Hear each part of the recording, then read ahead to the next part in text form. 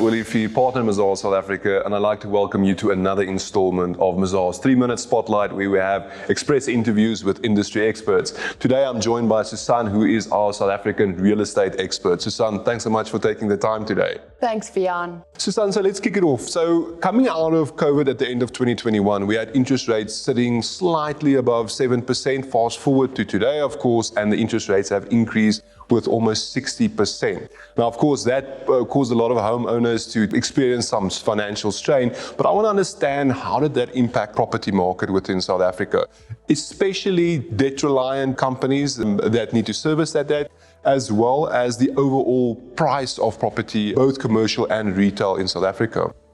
Vian, as we all felt, it had a big impact on all of us. From a specific investment property holding entity perspective, apart from the financial expense and finance costs increasing significantly, it also impacted, in most instances, the LTV ratio for those entities. And then from a bigger perspective, even from a vacancy profile perspective, tenants that can unfortunately not afford their rent, also impacting the ECL, being expected credit losses from an overall financial statement perspective. And then even from a CapEx perspective and a liquidity risk perspective, with potential buyers just not buying as eagerly as what they would probably have a few years ago. Very interesting.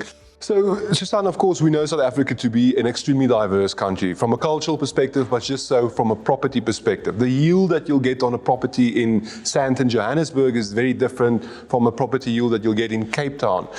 On an overall basis, on an average basis, if you compare South Africa to other countries, how does the yield stack up comparing it to other countries? And also, does it make it an attractive investment for foreigners actually to invest in property in South Africa? I think it will definitely depend on the risk appetite of potential investors. Based on that, though, I definitely think it's definitely still attractive. Looking at residential property, especially in areas like Cape Town specifically, the gross yield there is definitely far exceeding what you would get in European countries, for example. It is, however, I think important for investors to understand the political landscape, the economic circumstances, etc. Just one last question from my side. So, of course, real estate is a significant part of our business within Mazars South Africa.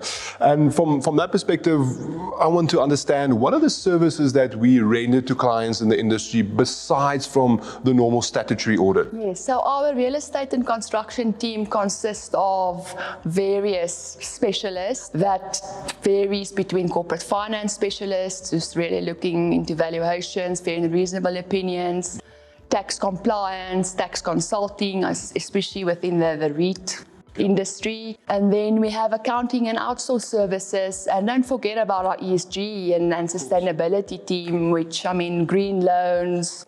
It's a big area of focus, and our very skilled team are already supporting many of our clients in that area. Susan, thanks so much for taking the time today. Really appreciate it. Thanks, Vian.